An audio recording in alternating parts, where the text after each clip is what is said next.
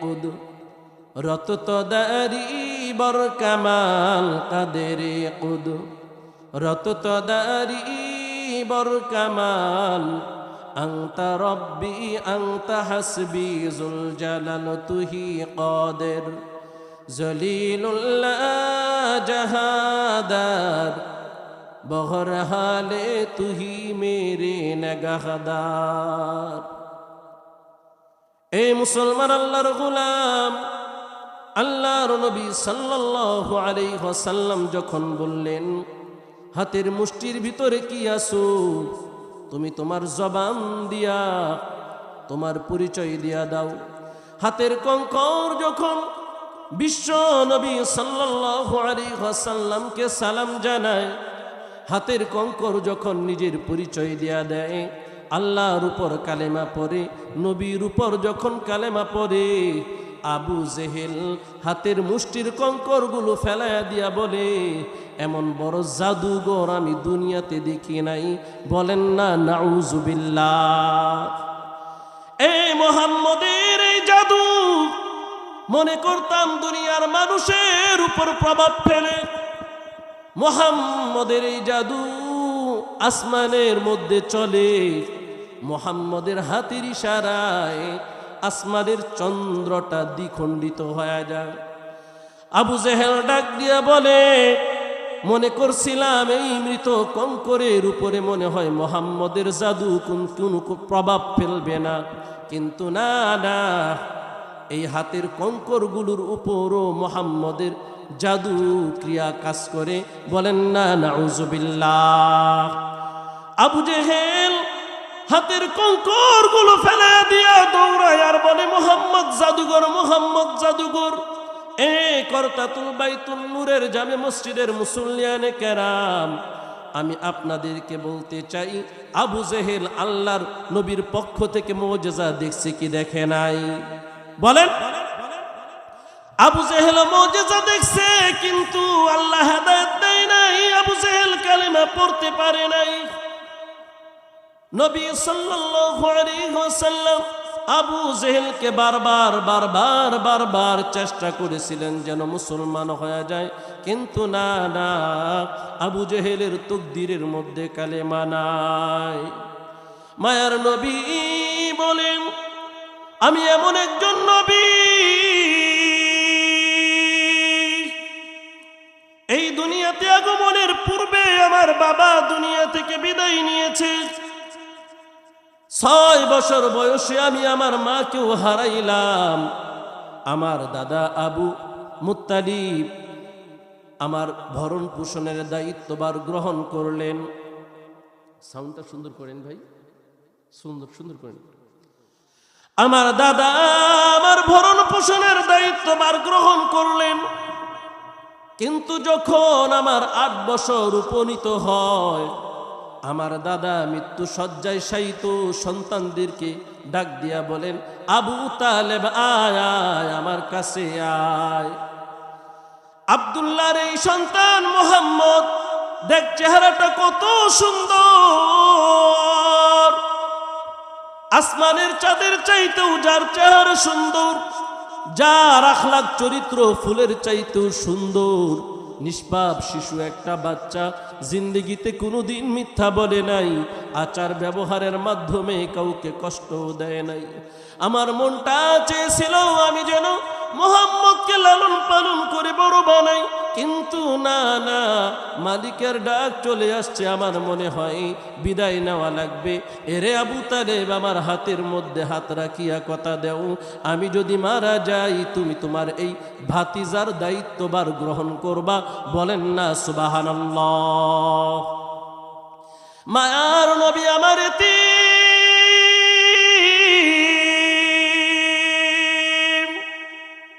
আবু তালেব ওয়াদা করলেন, আব্বাজান জীবন যতদিন থাকবে ততদিন পর্যন্ত মুহাম্মদকে আদর করব, মোহাব্বত করব, এমনকি নিজের সন্তানের চাইতেও বেশি ভালোবাসবো। আবু তালেব যেথায় যাইতেন নবীকে সাথে নিয়ে যাইতেন, ব্যবসার উদ্দেশ্যে সিরিয়া যাইতেন, নবীকে একা রাইখা যাইতেন না, সাথে নিয়ে যাইতেন। নবীকে এত মোহাব্বত করতেন, ভালোবাসতেন।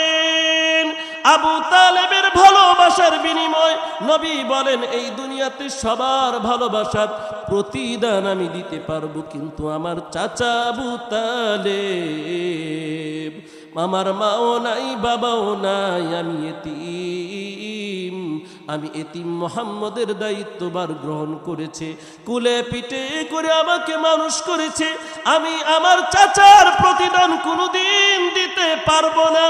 এই চাচা যখন মৃত্যু শয্যায় শায়িত, আপনারা সকলেই জানেন আবু তালেব যখন মৃত্যু শয্যায় শায়িত, একবারের জন্য সে কিন্তু নবীর কালেমাকে পড়ে নাই, নবী মুহাম্মদের উপর সে ঈমান আনে না।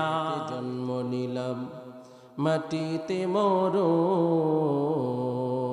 মাটি হতে জন্ম নিলাম মাটিতে মরণ,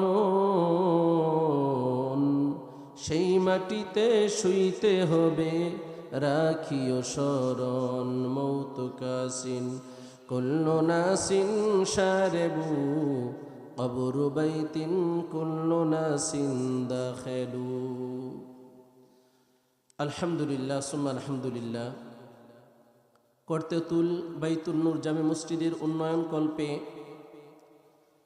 আয়োজিত 2 দিন ব্যাপী মাহফিলের আজ প্রথম দিন ইসলামী মহাসম্মেলনের সম্মানিত শ্রদ্ধেভাজন সভাপতি সাহেব, প্রধান অতিথি, বিশেষ অতিথিবৃন্দ, আজকের মাহফিলের প্রধান মেহমান হজরতুল আল্লাম হজরত মাওলানা মুফতি আমিনুল ইসলাম সালিহি সাহেব, আরও আছেন হজরত মাওলানা মুফতি আবুল কালাম আজাদ শরীয়তপুরি সাহেব, দিগার হজরত উলামায়ে কেরাম, অত্র এলাকার সেরে তাজ, কুরআনের পথের দিশারি হজরত উলামায়ে কেরাম, দূর দূরান্ত থেকে আগত আল্লাহ তাআলার জাকিরিন শাকিরিন মুহিব্বিন মুরব্বিয়ানে ইজম,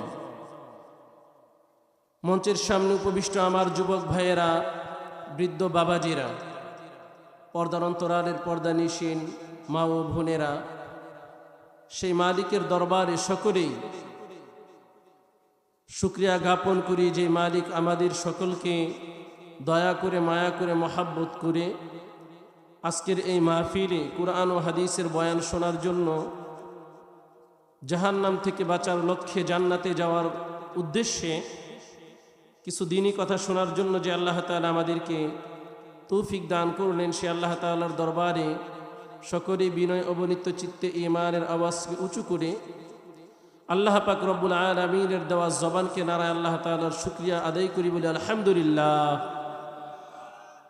দুরুদ ও সালাম প্রেরণ করি সাইয়্যিদুল মুরসালিন ইমামুল মুরসালিন খাতামুন নবিয়্যিন রাহমাতুল লিল আলামিনের উপর লাখো কোটি দুরুদ ও সালাম। সকলে একবার দরদের নবীর উপর দুরুদ পড়ি বলি সাল্লাল্লাহু আলাইহি ওয়াসাল্লাম।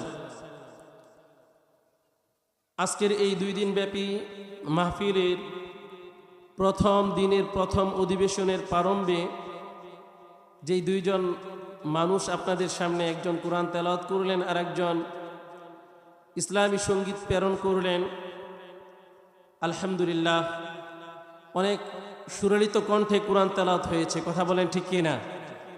আল্লাহ যেন কবুল করে নেন, বলেন আমিন। সুন্দর একটা কণ্ঠ দিয়ে আপনাদের এলাকারই সন্তান কাউসার মিয়া খুব সুন্দর একটি ইসলামী তারানা পেশ করেছে, আল্লাহ পাক রব্বুল আলামিন তার এই তারানাকে কবুল করে নেন, বলেন আমিন। 2 জন ইসলামের খাদেমকে যেন আল্লাহ পাক রব্বুল আলামিন পুরা পৃথিবীর জন্য, আলমের জন্য দিনের খাদেম হিসেবে কবুল করে নেন, বলেন আমিন। আপনারা এখানে আসতে পেরে খুশি আছেন না বেজার আছেন? আপনাদের এলাকার সকলেই মিলে এই যে আপনাদের বাইতুন নূর জামে মসজিদের উন্নয়ন কল্পে কমিটি ও যুব সমাজের উদ্যোগে যে আজকের এই মাহফিল, 2 দিন ব্যাপী এই মাহফিল যে যারা আয়োজন করেছেন, আপনাদের জন্যই করেছেন, ওনাদের জন্য করেছেন, এলাকাবাসীর জন্য করেছেন, আপনারা এই মাহফিল পেয়ে খুশি আছেন না বেজার আছেন? আপনাদের খুশিতে একজন খুশি, তিনি কে? আল্লাহ। আবার একজন লোক আছে যে খুব বেজার হইছে, চায় না যে এই মাহফিল শুধুমাত্র এই করতাতুল বাইতুন নূর জামে মসজিদের মাঠে হোক, এরকম নয়, পৃথিবীর কোথাও যেন মাহফিল না হয়, এই একটা জিনিস একজনে আশা করে, খুব চেষ্টা করে। অনেক সময় অনেক মানুষের কানের মধ্যে বুদ্ধি পরামর্শ ঢালে, মাথার মধ্যে বিভিন্ন ধরনের পরামর্শ দেয়। এই মাহফিল দিয়া কি হবে, এত মাহফিল দিয়া লাভটা কি? মানুষ তো নামাজে আসে না, মানুষ তো হেদায়েত পায় না। আগে যেরকম ছিল ওই রকমই ছিল। এই যে বয়ান হয় মাগরিব থেকে এশা থেকে রাত 10টা 11টা পর্যন্ত বয়ান হয়, ফজরের নামাজে আগে যে মানুষ আসিল ওই মানুষই হয়, মানুষ তো আর বাড়ে না। অতএব কারণে মাহফিল দিতে হবে না। এরকম বুদ্ধি পরামর্শ দেনেওয়ালা একজন ব্যক্তি আছে, এর কি চিনেন আপনারা?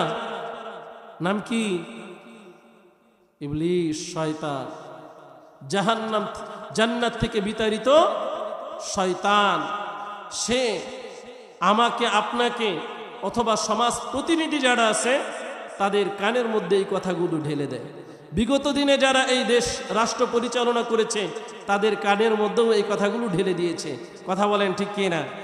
যার কারণে কিন্তু বিগত দিনে সুন্দরভাবে মাহফিল চলে নাই, মাহফিলের মধ্যে বিভিন্ন ধরনের বাধা বিপত্তি চলে আসছে। তারপরে উলামায়ে কেরাম কুরআনের কথা বলেছেন, উলামায়ে কেরামের হাতে হাত করা লেগে গিয়েছে। উলামায়ে কেরাম জেলখানায়, জালিমের জিন্দানখানায় বন্দী হয়েছে। উলামায়ে কেরাম আয়না ঘরে প্রবেশ করেছে। উলামায়ে কেরাম বিভিন্ন ধরনের হামলা মামলার সম্মুখীন হয়েছে। তারপরেও কিন্তু তারা কুরআনের কথা বলা বন্ধ করে নাই। কথা বলেন ঠিক কিনা ভাই? তো যেই কথা বলতেছিলাম, তো ইবলিস শয়তান চায় না যে এই যে বাইতুন নূর জামে মসজিদের মাঠের মধ্যে এই মাহফিলটা হোক, কিন্তু একজন চান, তিনি কে? আল্লাহ চান। ইমানদাররাও চায় এই মাঠের মধ্যে যেন এই মাহফিলটা সব সময় প্রতি বছর হোক, মানুষ যেন এই কথাগুলো শুনতে পারে, কিছু শিখতে পারে, মানুষ যেন নামাজি হতে পারে, মানুষ যেন হেদায়েতের পথে চলে আসে। কথা বলেন ঠিক কিনা? মানুষ হেদায়েত পাবে কি পাবে না, মানুষ নামাজ পড়বে কি পড়বে না, মানুষ ইমানদার হবে কি হবে না, মানুষ পর্দা করবে কি করবে না, মানুষ হজ করবে কি করবে না, মানুষ যাকাত দিবে কি দিবে না, মানুষ অন্যের উপর জুলুম করবে কি করবে না। এই যে মানুষের ভিতরে ভালো কিছু দিয়ে দেন, মানুষকে হেদায়েত দিয়ে দেন, ঈমান আনার তৌফিক যিনি দিয়ে দেন তিনি কে? আল্লাহ দিয়ে দেন। আল্লাহ যদি কাউকে ঈমান আনার তৌফিক না দেন, আল্লাহ যদি কাউকে হেদায়েত না দেন, তাহলে পৃথিবীর সমস্ত বক্তা, পৃথিবীর সমস্ত ওয়াজ করতে পারবে, কিন্তু মানুষের হেদায়েত হবে না। আপনারা বলেন এই পৃথিবীর মধ্যে সর্বশ্রেষ্ঠ মানুষ যিনি, ওনার নাম কি? জনাবে মুহাম্মদ রাসূলুল্লাহ সাল্লাল্লাহু আলাইহি ওয়াসাল্লাম। আবু জেহেল ভাই ওয়াজ করছিল নি? করে নাই? করছে। আবু লাহাব, উতবা, সাইবা, নবীজির কলিজার টুকরা চাচা আবু তালেবকে হেদায়েতের বাণী শোনাইছিলেন না? হেদায়েত আনতে পারছে? পারে নাই। কিন্তু আবার সাধারণ মানুষের কথা শুনেও অনেকে হেদায়েত পেয়ে গিয়েছে। তাহলে আমি যেই কথা বলতেছিলাম, হেদায়েতের মালিক কে? আল্লাহ। পৃথিবীর কোনো ওয়াইজ হেদায়েতের মালিক নয়, পৃথিবীর কোনো বক্তা হেদায়েতের মালিক নয়, পৃথিবীর কোনো ইমাম খতিব হেদায়েতের মালিক নয়, পৃথিবীর কোনো পীর হেদায়েতের মালিক নয়, পৃথিবীর কোনো তাবলিগের মুবাল্লিগ হেদায়েতের মালিক নয়।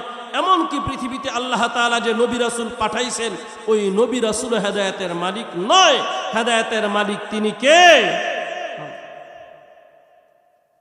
হেদায়েতের মালিক যদি নবীরা হইতেন, আপনারা বলেন আদম আলাইহিস সালাতু ওয়াস সালামের সন্তান কাবিল কাফের হয়ে মরতো?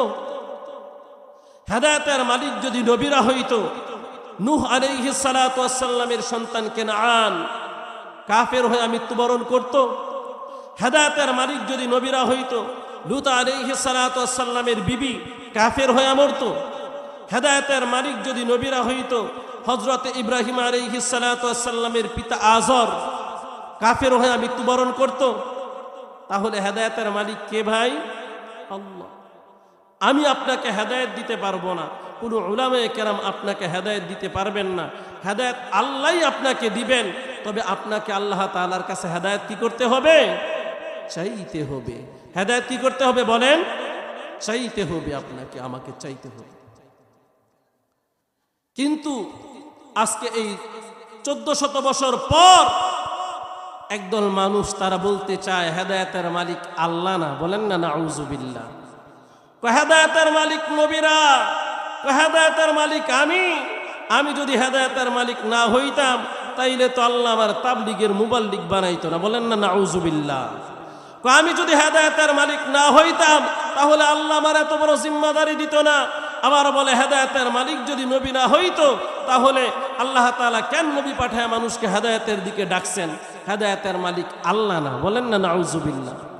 যারা বলে তাদের ঈমান আছে না গেছে? আছে না গেছে? সে সাদিয়ানি হোক আর কাদিয়ানি হোক, দীপ্ত কণ্ঠে বলতে চাই, কুরআনের আয়াতকে যে অস্বীকার করবে সে কোনোদিন ঈমানদার হতে পারে না, বেঈমান হয়ে যাবে। কথা বলেন ঠিক কিনা? আল্লাহ কুরআনের মধ্যে বলেন হেদায়েতের মালিক আমি আল্লাহ। হেদায়েতের মালিক কে ভাই? আল্লাহ। হেদায়েত যদি আল্লাহ তাআলা কাউকে দিতে চান, আল্লাহ পাক রব্বুল আলামিন এমনি হেদায়েত দিয়া দেন, বলেন না সুবহানাল্লাহ। আমাদের নবী জনাবে মুহাম্মদুর রাসূলুল্লাহ সাল্লাল্লাহু আলাইহি ওয়াসাল্লামের সময় একজন ইহুদি যে মুসা আলাইহিস সালাতু ওয়াস সালামকে মানে, তো মুসা আলাইহিস সালাতু ওয়াস সালামের ধর্মে গুইসাপ খাওয়া জায়েজ ছিল। কোরআনের মধ্যে আছে যে সে ইহুদি পাহাড়ে গিয়ে একটা গুইসাপ শিকার করেছে। গুইসাপ শিকার করে যখন বাড়ির দিকে রওনা করেছে, তো এই গুইসাপটা শিকার করতে গিয়ে যে ধস্তাধস্তি করেছে, এই ধস্তাধস্তির মধ্যে গুইসাপটা মারা গিয়েছে। থলের মধ্যে ভরে এই মৃত গুইসাপকে নিয়ে যখন ইহুদি বাড়ির পথে রওনা, রাস্তার মধ্যে জনাবে মুহাম্মদুর রাসূলুল্লাহ সাল্লাল্লাহু আলাইহি ওয়াসাল্লামের সাক্ষাৎ।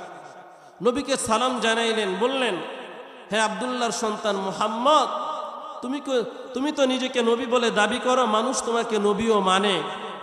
তবে আমি তাওরাত কিতাবের মধ্যে দেখেছি যাকে আল্লাহ তাআলা নবী বানায় পাঠায় তাকে কিছু অলৌকিক শক্তি দেয়, কিছু মুআজিজা দেয়।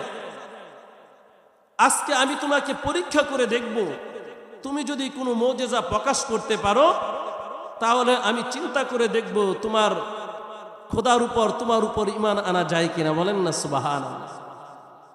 আল্লাহর নবী সাল্লাল্লাহু আলাইহি ওয়াসাল্লাম বলেন কি মুআজিজা আপনি দেখতে চান?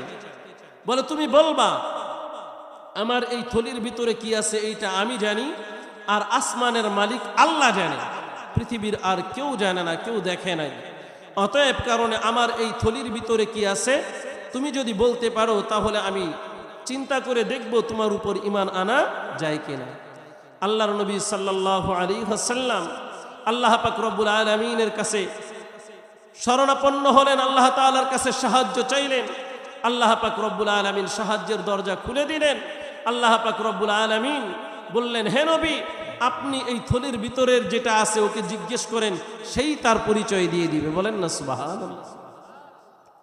আমার আপনার নবী জিজ্ঞেস করলো, হ্যাঁ ইহুদির থলির ভিতরে কি আসো, তুমি তোমার পরিচয় দিয়া দাও। এখন ইহুদি মহা খুশি, মনে মনে ভাবতেছে যে আমার এই থলির ভিতরে যে গুইসাপটা আছে, যদি এইটা জীবিত থাকতো তাইলে না হয় বুঝতাম, কথা বলতো, কিন্তু এরা তো ধরতে গিয়ে আমি মাইরেই ফেলছি, কথা বলবো কেমনে? বিষয়টা বুঝতে পারছেন? কিন্তু নবীজি যখন ইশারা করছে, সাথে সাথে গুইসাপ আমার নবীকে সালাম জানাইছে। সুবহানাল্লাহ। নবীজিকে সালাম জানায় বলতেছে, আশহাদু আল্লা ইলাহা ইল্লাল্লাহ ওয়া আশহাদু আন্নাকা মুহাম্মাদান আবদুহু ওয়া রাসূলুহু। আমি সাক্ষ্য দিলাম আমার আল্লাহ ছাড়া কোনো মাবুদ নাই এবং আমার সামনে যে ব্যক্তিটা দাঁড়ানো আছে সে আল্লাহ তাআলার পক্ষ থেকে নবী এবং রাসূল। সুবহানাল্লাহ। গুইসাপ যখন সাক্ষী দিছে, ইহুদি কি আর বুঝতে বাকি আছে? ইহুদির আর বুঝতে বাকি নাই। ইহুদি কাদের থলি ফেলায়া নবী সাল্লাল্লাহু আলাইহি ওয়াসাল্লামের হাতটা জড়ায়া ধরলেন আর ডাক দিয়া বললেন, হে আব্দুল্লাহর সন্তান মুহাম্মদ, আমার আর বুঝতে বাকি নাই, তুমি যে আল্লাহ তাআলার পক্ষ থেকে নবী, আমার আর দেরি করার চলবে না। অতএব কারণে তুমি আমারে কালেমা পড়ায় মুসলমান বানায়। সুবহানাল্লাহ বলবেন না? বলেন না সুবহানাল্লাহ। হেদায়েত দিয়েছেন কে? আল্লাহ দিয়েছেন। আর একজন ব্যক্তি এও নবীরে বারবার বারবার পরীক্ষা করছে, কিন্তু কপালে কি নাই? হেদায়েত নাই। আল্লাহ হেদায়েত দেয় নাই, হেদায়েত পায়ও নাই। এর নাম জানেননি? আবু জেহেল। নাম কি? আবু জেহেল। হাতের মধ্যে একদিন কিছু কঙ্কর নিয়া নবীর সামনে হাজির। নবীরে ডাক দিয়া বলে, ভাতিজা লাগে তো, আর সালাম কালাম নাই। ডাক দিয়া বলে, ভাতিজা এদিকে আসো, বেয়াদব। নবী সাল্লাল্লাহু আলাইহি ওয়াসাল্লাম আসলেন, চাচারে সালাম জানাইলেন, সম্মান করলেন। বলেন আল্লাহু আকবার। চাচা ডাক দিয়া বলে, হে মুহাম্মদ, আমার হাতের মধ্যে কিছু একটা আছে, লুকায়া রাখছি। তুমি যদি বলতে পারো আমার হাতের মুষ্টির ভিতরে কি আছে, তাহলে আমি আর দেরি করবো না, তোমার কালেমা পড়া মুসলমান হয়ে যাব। সুবহানাল্লাহ। নবী সাল্লাল্লাহু আলাইহি ওয়াসাল্লাম আল্লাহ তাআলার কাছে সাহায্য চাইলেন। আল্লাহ তাআলা সাহায্যের দরজা খুলে দিলেন। এবার নবী বলতেছে, চাচা, আমি না বলে আপনার হাতের মুষ্টির ভিতরে কি আছে এই যদি আর পরিচয় দিয়ে দেয় তাহলে খুশি হইবেন? কই তাইলে তো আরো বেশি সুন্দর হয়। বলেন আল্লাহু আকবার। আল্লাহর নবী সাল্লাল্লাহু আলাইহি ওয়াসাল্লাম হাতের মুষ্টিকে ইশারা করলেন পরিচয় দেওয়ার জন্য। হাতের মুষ্টির ওই কঙ্করগুলো পরিচয় দিতে আর দেরি করে না, মুষ্টির ভিতর থেকে নবীজিকে সালাম জানায় আর কালিমা পড়ে, আশহাদু আল্লা ইলাহা ইল্লাল্লাহু ওয়া আশহাদু আন্নাকা মুহাম্মাদান আবদুহু ওয়া রাসূলুহু। বলেন আল্লাহু আকবার। হেদায়েতের মালিক কে? কাদেরে কুদরত তদারি বর কামাল, কাদেরে কুদরত তদারি বর কামাল, আনতা রব্বি আনতা হাসবি যুল জালাল তুহি কাদের, জলিলুল্লাহ জাহাদার, বহর হালে তুহি মেরে নগাহদার।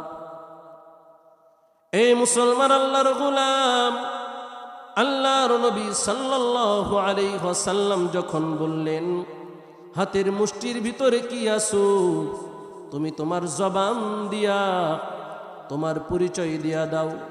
হাতের কঙ্কর যখন বিশ্ব নবী সাল্লাল্লাহু আলাইহি ওয়াসাল্লামকে সালাম জানায়, হাতের কঙ্কর যখন নিজের পরিচয় দিয়া দেয়, আল্লাহর উপর কালেমা পড়ে, নবীর উপর যখন কালেমা পড়ে, আবু জেহেল হাতের মুষ্টির কঙ্করগুলো ফেলাইয়া দিয়া বলে, এমন বড় জাদুঘর আমি দুনিয়াতে দেখি নাই।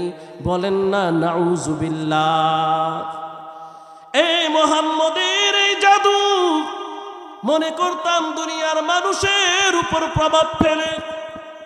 মুহাম্মদের এই জাদু আসমানের মধ্যে চলে, মুহাম্মদের হাতের ইশারায় আসমানের চন্দ্রটা দ্বিখণ্ডিত হয়ে যায়। আবু জেহেল ডাক দিয়া বলে, মনে করছিলাম এই মৃত কঙ্করের উপরে মনে হয় মুহাম্মদের জাদু কোনো প্রভাব ফেলবে না, কিন্তু না না, এই হাতের কঙ্করগুলোর উপরও মুহাম্মদের জাদু ক্রিয়া কাজ করে। বলেন না নাউজুবিল্লাহ। আবু জেহেল হাতের কঙ্করগুলো ফেলে দিয়া দৌড়ায় আর বলে, মুহাম্মদ জাদুঘর, মুহাম্মদ জাদুঘর। এ করতাতুল বাইতুল নূরের জামে মসজিদের মুসল্লিয়ানে কেরাম, আমি আপনাদেরকে বলতে চাই, আবু জেহেল আল্লাহর নবীর পক্ষ থেকে মুজিজা দেখছে কি দেখে নাই? বলেন। আবু জেহেল মুজিজা দেখছে, কিন্তু আল্লাহ হেদায়েত দেয় নাই। আবু জেহেল কালেমা পড়তে পারে নাই। নবী সাল্লাল্লাহু আলাইহি ওয়াসাল্লাম আবু জেহেলকে বারবার বারবার বারবার চেষ্টা করেছিলেন যেন মুসলমান হয়ে যায়, কিন্তু না না, আবু জেহেলের তকদিরের মধ্যে কালেমা নাই। মায়ার নবী বলেন, আমি এমন একজন নবী, এই দুনিয়াতে আগমনের পূর্বে আমার বাবা দুনিয়া থেকে বিদায় নিয়েছে। 6 বছর বয়সে আমি আমার মাকেও হারাইলাম। আমার দাদা আবু মুত্তালিব আমার ভরণ পোষণের দায়িত্বভার গ্রহণ করলেন।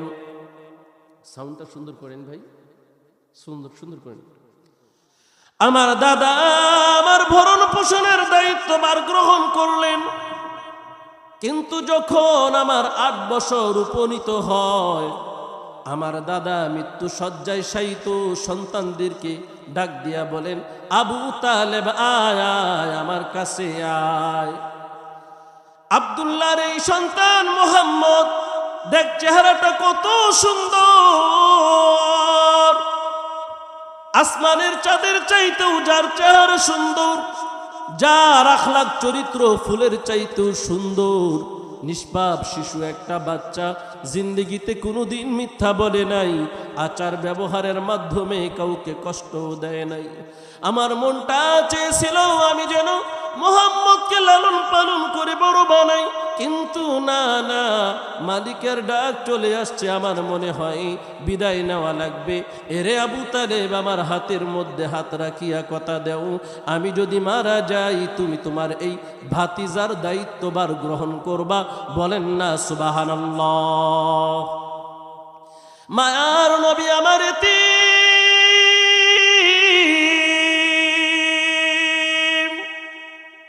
আবু তালেব ওয়াদা করলেন, আব্বাজান জীবন যতদিন থাকবে ততদিন পর্যন্ত মুহাম্মদকে আদর করব, মহাব্বত করব, এমনকি নিজের সন্তানের চাইতেও বেশি ভালোবাসবো। আবু তালেব যেথায় যাইতেন নবীকে সাথে নিয়ে যাইতেন, ব্যবসার উদ্দেশ্যে সিরিয়া যাইতেন, নবীকে একা রাইখা যাইতেন না, সাথে নিয়ে যাইতেন। নবীকে এত মহাব্বত করতেন, ভালোবাসতেন। আবু তালেবের ভালোবাসার বিনিময় নবী বলেন, এই দুনিয়াতে সবার ভালোবাসার প্রতিদান আমি দিতে পারবো, কিন্তু আমার চাচা আবু তালেব, আমার মাও নাই বাবাও নাই, আমি এতিম, আমি এতিম মুহাম্মদের দায়িত্বভার গ্রহণ করেছে, কুলে পিঠে করে আমাকে মানুষ করেছে, আমি আমার চাচার প্রতিদান কোনোদিন দিতে পারবো না। এই চাচা যখন মৃত্যু শয্যায় শায়িত, আপনারা সকলেই জানেন, আবু তালেব যখন মৃত্যু শয্যায় শায়িত, একবারের জন্যও সে কিন্তু নবীর কালেমাকে পড়ে নাই, নবী মুহাম্মদের উপর সে ঈমান আনে নাই। আবু তালেব যখন মৃত্যু শয্যায় শায়িত, মায়ার নবী চাচা আবু তালেবকে ডাক দিয়া বলেন, চাচা যান, আমাকে এত মায়া করছেন, এত মহাব্বত করেছেন, এত ভালোবাসা দিয়েছেন, আমি আপনার ঋণ কোনোদিন শোধ করতে পারবো না। এই কলিজার টুকরা চাচা গো, জবান দিয়ে একবার শুধু পড়েন লা ইলাহা ইল্লাল্লাহু মুহাম্মাদুর রাসূলুল্লাহ। আপনি যদি কালেমা পড়ে মৃত্যুবরণ করেন, হাসরের ময়দানে আপনার ভাতিজা মুহাম্মদ আপনাকে সুপারিশ করে আল্লাহর জান্নাতে পৌঁছায় দিবে। বলেন না সুবহানাল্লাহ। আবু তালেব জানে না যদি কালেমা ছাড়া মৃত্যুবরণ করে জাহান্নামে যাওয়া লাগবে। নবী তো জানেন যদি চাচা কালেমা না পড়ে মৃত্যুবরণ করে চাচাকে জাহান্নামে যাওয়া লাগবে। কলিজার টুকরা চাচা হওয়া সত্ত্বেও নবী ওনার চাচাকে জান্নাতে নিতে পারবেন না। কথা বলেন ঠিক কিনা? এজন্য মায়ার নবী বারবার বারবার বারবার চেষ্টা করেছেন চাচাকে কালিমা পড়ানোর জন্য। সামনে দিয়ে যখন বারবার বারবার কালেমার কথা বলে, চাচা আবু তালেব কালেমা পড়েন না। বলে আবু তালেব ডান দিকে চেহারাটাকে ফিরায় ফেলে, ডান দিকে গিয়ে নবী দাঁড়ায় বলেন, চাচা যান শুধু একবার বলেন লা ইলাহা ইল্লাল্লাহ, আমি আপনার জন্য শাফায়াত করব। আবু তালেব কালেমা পড়ে না, বাম দিকে আবার চেহারাটাকে ঘুরায়। নবী আমার আবার বাম দিকে গিয়া কালেমার কথা বলেন।